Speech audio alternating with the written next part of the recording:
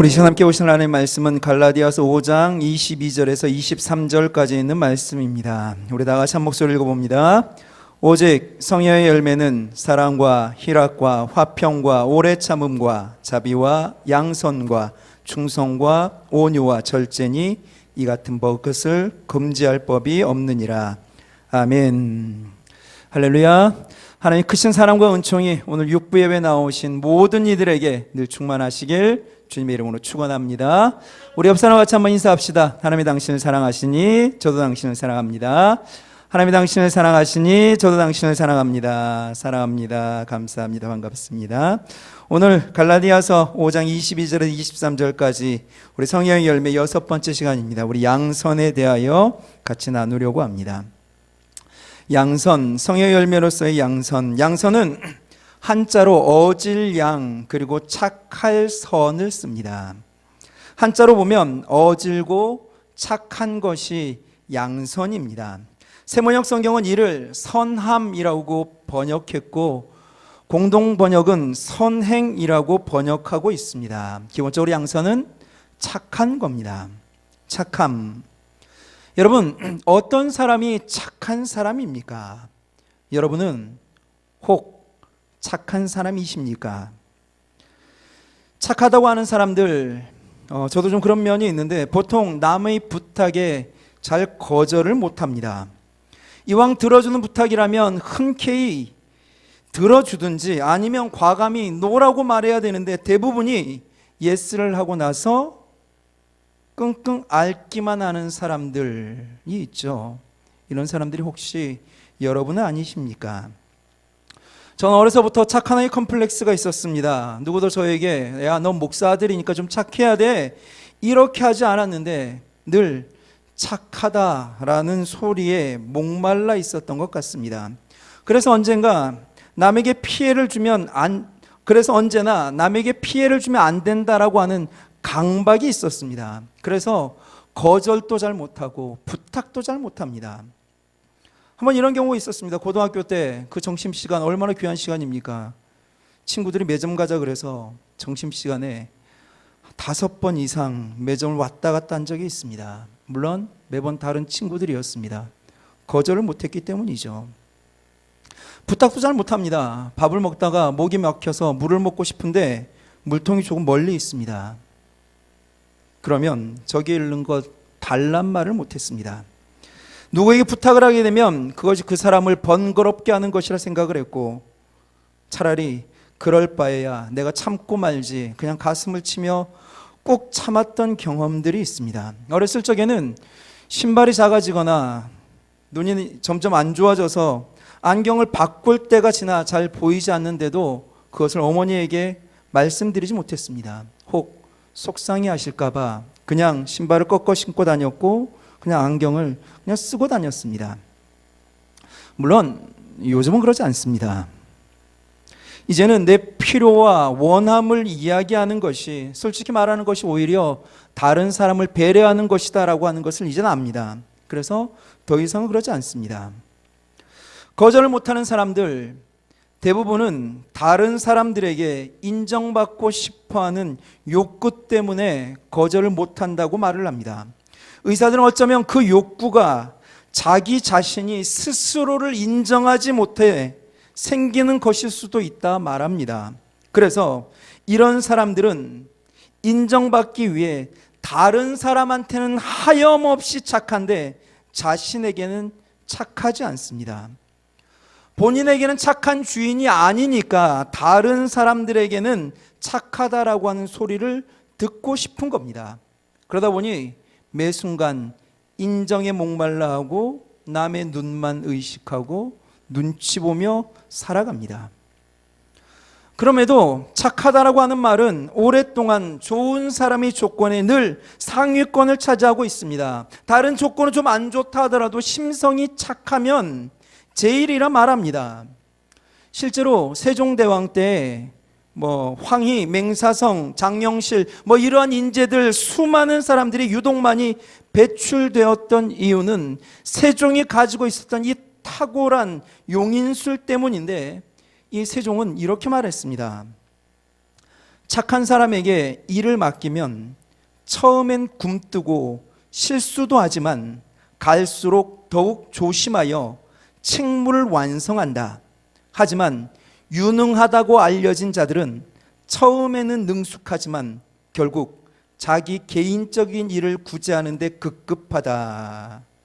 무슨 말인지 아시겠습니까?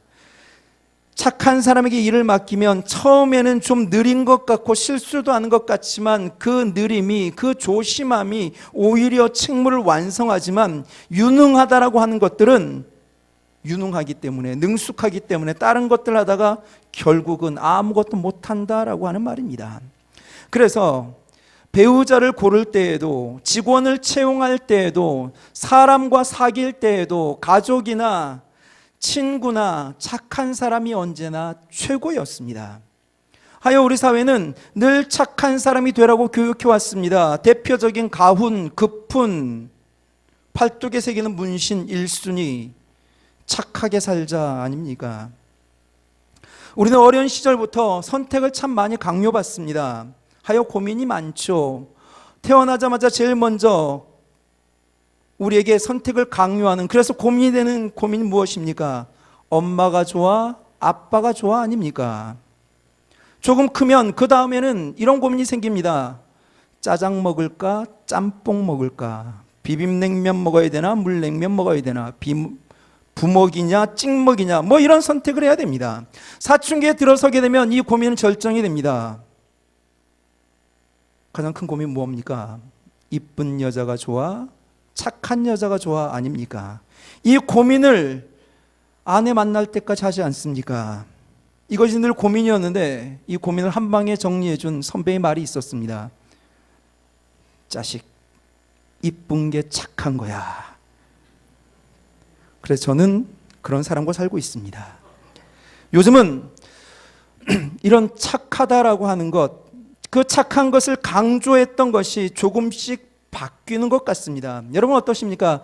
착한데 일 못하는 직원, 성격은 까칠한데 일 잘하는 직원, 여러분이라고 한다면 어느 직원을 선택하시겠습니까? 예전에 많은 이들이 세종대왕과 같이 일 좀 못해도 착한 사람이 좋아, 일 잘 가르쳐서 잘할 수 있도록 기다려주면 돼. 그런데 인성은 잘 안 바뀌어. 그래서 착한 사람을 선택해야 돼. 이렇게 이야기했다면 요즘은 착하기만 하고 말귀도 잘 못 알아듣고 일도 잘 못하면 그것처럼 힘든 게 없답니다. 기다려주는 것도 끝이 있어야 좀 기다려줄 맛이 나는데 착하니 혼낼 수도 없고 견디자니 그건 더 못할 노릇이라 이야기하는 경우를 많이 들어보았습니다. 어쨌건 여러분들은 저 사람은 참 착해, 그런 말을 들으면 어떻습니까? 착하다라고 하는데 싫어할 사람이 있습니까? 그런데 여러분, 혹 착하다라고 하는 이 말이 기분 나쁘게 들린 적은 없습니까? 실제로 요즘은 이 착하다라고 하는 것이 꼭 칭찬은 아닌 것처럼 들릴 때가 있습니다. 이런 경우죠. 깐난 아이를 보는데 아이의 부모는 아이가 너무 이뻐서 너무 이쁘죠? 라고 묻는데 대답할 말이 없을 때가 있습니다. 그럼 어떻게 말합니까? 어머, 피부가 너무 이뻐요. 그러고 나서 꼭 붙이는 게 있죠. 이 아이 정말 착하게 생겼어요. 라고 말을 합니다. 여기서 말하는 착하다라고 하는 것은 거짓말을 할 수 없고, 그렇다고 하여 사실대로 말해 핀잔을 줄 수 없으니 할 말이 없을 때 쓰는 말입니다. 그래서 이 칭찬 비슷한 애매한 말이 착하다가 됩니다. 또 때로 이 착하다라고 하는 말은 뒤에 오는 말의 안 좋은 말을 하기 위해 앞에 붙이는, 그렇게 사용되는 경우가 있습니다. 이런 경우죠. 그 사람이 참 착한데 아내를 때려서 문제야. 그 사람이 참 착한데 화만 나면 참지 못해 탈이야. 뭐 이런 경우죠. 뒤에 오는 말을 하고 싶은데 그 뒤에 오는 말을 직접적으로 이야기하자니까 내가 나쁜 사람이 될 것 같아서 앞에 붙이는 말, 그 사람이 참 착한데. 그런데 여러분, 정말 이 착함이라고 하는 것은 도대체 무엇입니까? 착한 사람은 어떤 사람이 착한 사람입니까? 보통 착한 사람 떠오르는 이미지, 보통 말수가 적어야 됩니다. 자기 의견 또 많이 좀 주장하면 안 됩니다. 좀 내가 무엇인가 이야기를 하면 잘 따라주는 사람, 그런 사람들을 떠올리면 아, 이 사람 착해라고 말을 합니다. 어떤 일을 하지 않아도, 또 어떤 일을 하려고도 안 해도 그냥 가만히만 있고 문제만 일으키지 않고 큰 소리만 안 치면 착하다라고 말을 합니다. 그래서 정말 착한 사람을 착하다라고 하기보다는 착해 보이는 사람을 착한 사람이라 이야기하는 것 같습니다. 근데 여러분, 아내를 자주 때리는 사람이, 화가 나면 그 감정을 조절하지 못하는 사람이 어떻게 착한 사람이 될 수 있습니까? 이건 잘못된 겁니다. 착한 사람을 그저 마음이 착하고 말수가 적다고, 자기 주장이 없다고 착하다 말하면 안 됩니다. 착한 일을 해야 착한 사람입니다. 행동이 착하지 않은데 착해 보인다고, 말수가 적다고, 주장이 없다고 어떻게 착한 사람이 될 수 있습니까? 이런 경우죠. 우리나라 식민지 상황에서 나라를 걱정하는 아주 마음이 큰 사람이 있었습니다. 그는 일제히 강압적인 정치 속에서 민족의 현실이 너무너무 안타까웠습니다. 몹시 가슴이 아팠습니다. 그렇지만 일제히 탄압도 그것에 못지않아 너무너무 심해 어떤 행동도 할 수 없었습니다. 그래서 그는 매일 밤 방에 들어가 이불을 뒤집어 쓰고 큰 소리로 대한독립 만세를 외쳤습니다. 해방이 되었습니다. 많은 이들이 독립투사로 인정을 받고 상을 받게 되었습니다. 그거 너무나 좋았습니다. 기쁨이 겨워 관공서로 달려갔습니다. 그리고 이렇게 말합니다. 나도 밤마다 대한독립 만세를 외쳤습니다. 독립투사의 반열에 저도 올려주십시오 주장을 합니다. 받아들여졌겠습니까? 독립운동을 행동으로 하지 않고 그저 이불 속에서 혼자 만세를 부른 자를 누가 독립투사라 하겠습니까? 누가복음 10장에 보면 선한 사마리아인의 비유가 나옵니다. 실제로 사마리아인 앞에 선한이라는 말은 없습니다. 그럼에도 불구하고 우리는 늘 사마리아인을 이야기하면 선한 사마리아인이다 말합니다. 우리가 선한 사마리아인이라 부르는 이유는 무엇입니까? 이 비유에는 제사장과 레위인도 나옵니다. 왜 제사장과 레위인에게는 선한이라고 하는 단어를 붙이지 않았을까요? 여러분, 레위인, 제사장 선하지 않습니까? 그들은 하나님에 대한 열심이 넘치는 사람들입니다. 제사장, 레위인 그 말 자체가 이야기하길 그들은 성전에 사는 사람들입니다. 봉사도 예배도 성실히 행하는 사람들입니다. 그들에게 정말 착한 마음이 없었을까요? 강도 만나 죽어가는 사람을 바라보며 정말 그들에겐 불쌍한 마음이 들지 않았겠습니까? 들었을 겁니다. 그럼에도 그들은 도와주지 않았습니다. 아마 그들은 그렇게 할 수 없었던 사정이 있었던 것 같습니다. 하나님의 일을 감당하는 사람이 어떻게 죽어가는 사람을 그렇게 쉽게 외면하고 피하여 지나갑니까? 안타깝고 속상했을 겁니다. 그렇지만 돌볼 수 없는, 그에게 다가갈 수 없는, 말 못할 사정이 있었던 거죠. 함부로 그들에게 사랑이 없었다거나 경건의 내용은 없고 경건의 모양만 있다 말할 수 없습니다. 그들도 아마 안타까웠을 겁니다. 속상해서 어쩌면 눈물도 났을지도 모릅니다. 도울 수 없는 그들의 형편과 처지 때문에 화도 났을 것입니다. 그렇지만 제사장, 레위인, 그들의 그런 마음이 들었다고 하여, 착한 마음이 있었다고 하여 그들을 선한 사람이다, 착한 사람이다 말하지 않습니다. 왜 그렇습니까? 그들에게는 착한 행동이 없었기 때문입니다. 사마리아인에게 선한이라는 수식어가 붙게 된 이유는 그저 마음만 착했을 뿐 아니라 그는 강도 만난 자를 보고 불쌍히 여겨 가까이 가서 기름과 포도주를 그 상처에 붓고 싸매고 자기 짐승에 태워 주막으로 데리고 가서 돌보아 주었고 데나리온 둘까지 더 내어 주막 주인에게 돌봐주라고까지 했기 때문에 그는 선한 겁니다.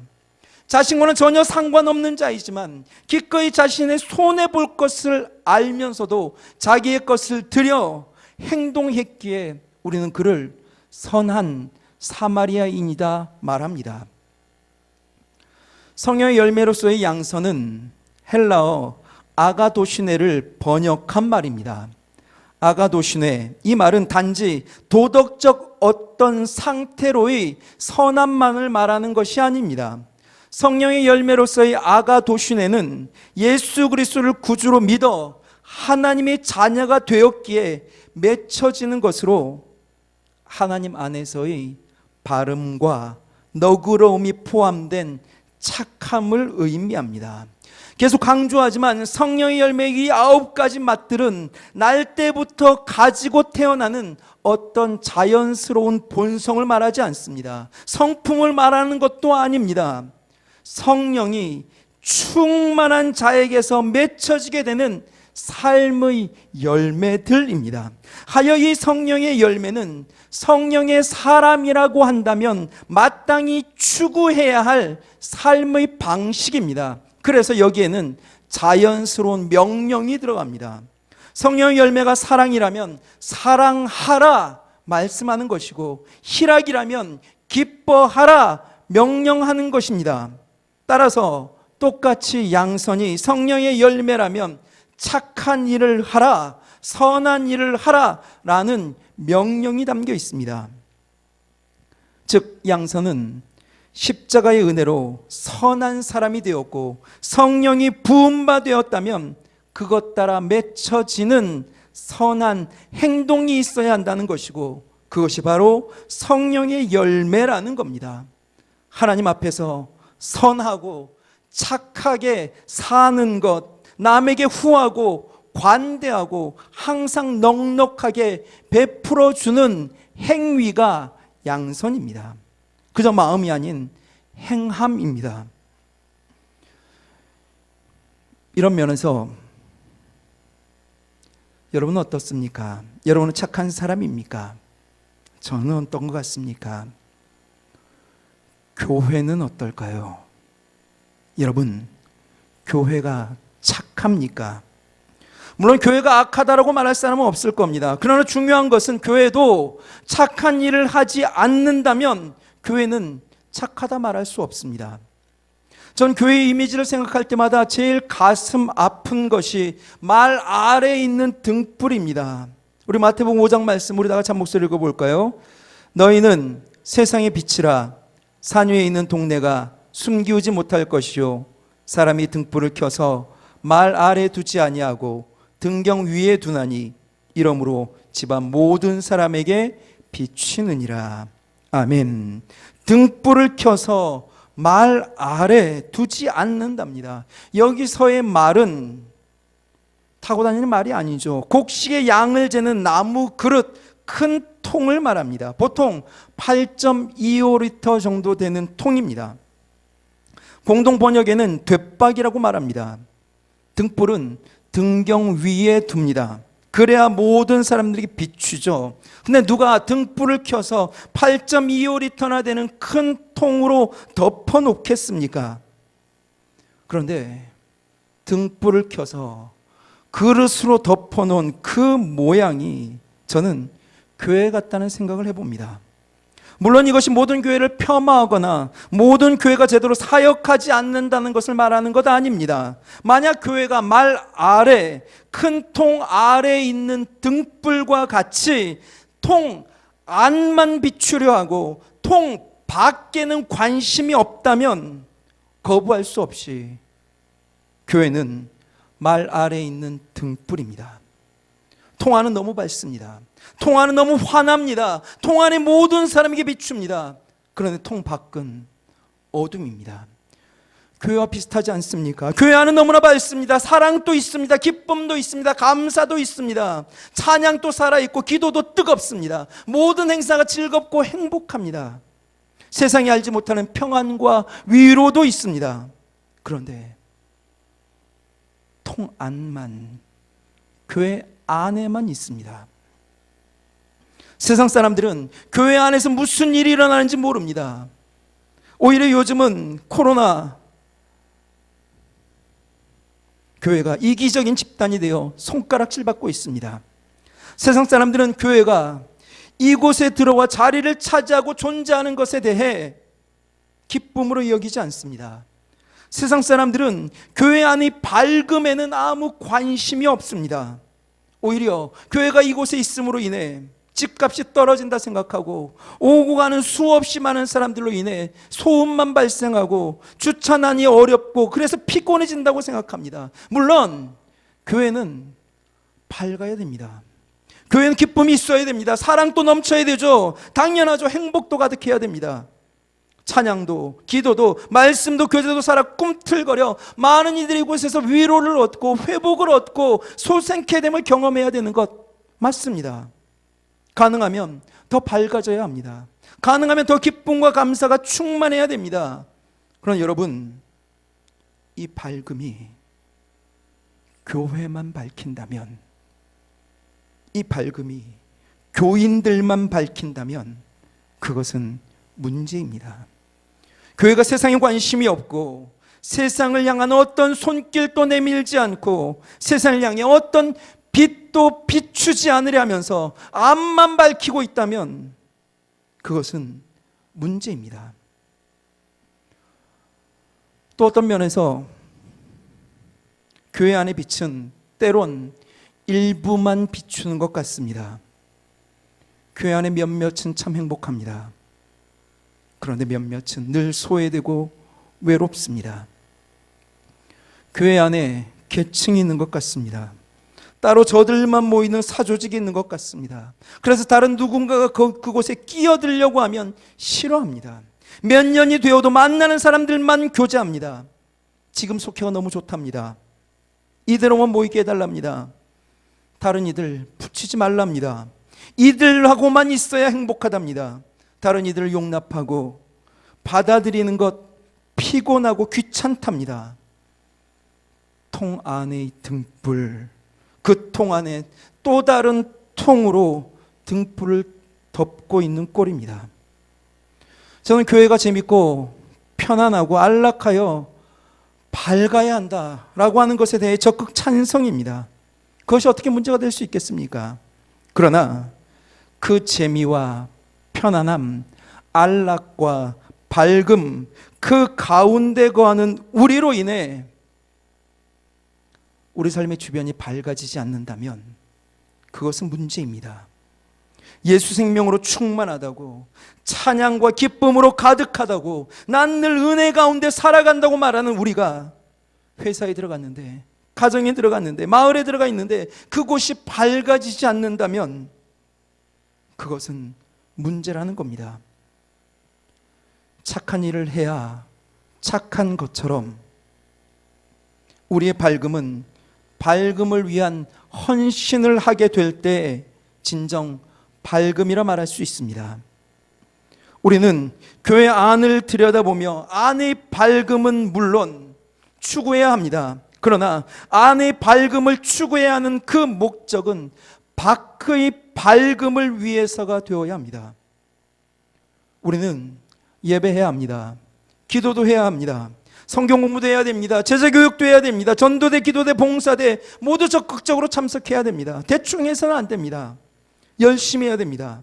그러나 이 모든 것의 목적은 안이 아니라 밖이 되어야 합니다.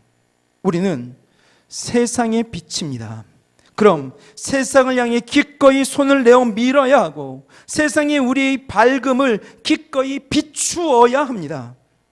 이웃을 향해 착한 일을 할 때, 이웃을 향해 밝은 빛을 비춰줄 때라야 교회의 존재 목적이 이루어지는 것이며 성령의 열매가 맺혀지는 것이라 믿습니다. 우리가 보통 성령이 충만한 사람에 대하여 이야기하면 아무래도 초대교회 성도들을 떠올릴 수밖에 없습니다. 그중 성경에서 두드러지게 착한 사람이라 평가하는 인물은 바나바입니다. 사도행전 11장에서 바나바를 이렇게 말합니다. 우리 다 같이 한번 읽어봅시다. 바나바는 착한 사람이요 성령과 믿음이 충만한 자라. 이에 큰 무리가 죽게 더하더라. 아멘. 바나바는 착한 사람입니다. 성령과 믿음이 충만한 사람입니다. 바나바가 착하고 성령과 믿음이 충만한 사람이 되자 주님께서는 큰 무리를 더하셨습니다. 부흥케 하셨습니다. 이 성령 충만하고 착한 바나바, 도대체 얼마나 착했길래 성경이 그를 인정하며 착하다 말하는 걸까요? 성령과 믿음이 충만한 바나바, 처음에 성경에 등장할 때 어떻게 등장하는지 아십니까? 성경은 그가 밭이 있음에 팔아 값을 가지고 사도들의 발 앞에 두었다라고 이야기를 합니다. 그는 착한 사람입니다. 왜 착한 사람입니까? 그는 자신의 밭을 팔아 기꺼이 가난한 자들을 위해 쓰도록 내어주는 사람이었기에 착한 사람이었습니다. 또한 바나바는 사울을 세워준 사람입니다. 이전에 교회를 핍박하고 사람들을 죽이고 감옥에 가두는 등 악행을 저질렀기에 다른 제자들은 다 바울을 외면했습니다. 의심했습니다. 두려워했습니다. 그렇지만 바나바는 바울에게 찾아가 기꺼이 품어줍니다. 변호합니다. 성도들에게 그를 소개시켜줍니다. 그래서 성경은 이렇게 기록하고 있습니다. 우리 다 같이 한번 읽어보겠습니다. 사울이 예루살렘에 가서 제자들을 사귀고자 하나 다 두려워하여 그의 제자됨을 믿지 아니하니 바나바가 데리고 사도들에게 가서 그가 길에서 어떻게 주를 본 것과 주께서 그에게 말씀하신 일과 다메섹에서 그가 어떻게 예수의 이름으로 담대히 말하던 것을 말하니라. 아멘. 바나바는 성령 충만한 착한 사람이었습니다. 양선의 사람인 거죠. 왜 착한 사람입니까? 그는 모든 사람이 두려워하고 모든 사람이 의심할 때에 바울에게 다가간 사람입니다. 바울을 기꺼이 믿어준 사람입니다. 변호하여 준 사람입니다. 성도들에게 기꺼이 소개해 준 사람입니다. 그래서 그는 착한 사람입니다. 선하다, 착하다, 이 양선은 실제로 하나님의 성품에서 기인합니다.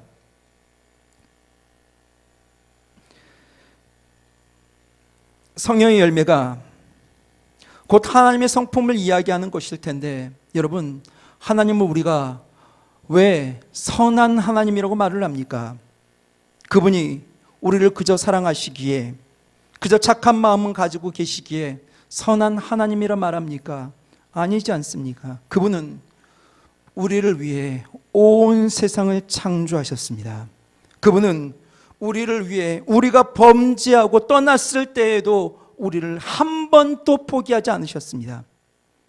많은 선지자들을 통해 우리를 돌이키시려 하셨고, 때론 전쟁을 일으키셔서, 때로는 자연재해를 일으키시고 역병을 일으키시면서까지 우리를 돌이키려고 하셨습니다.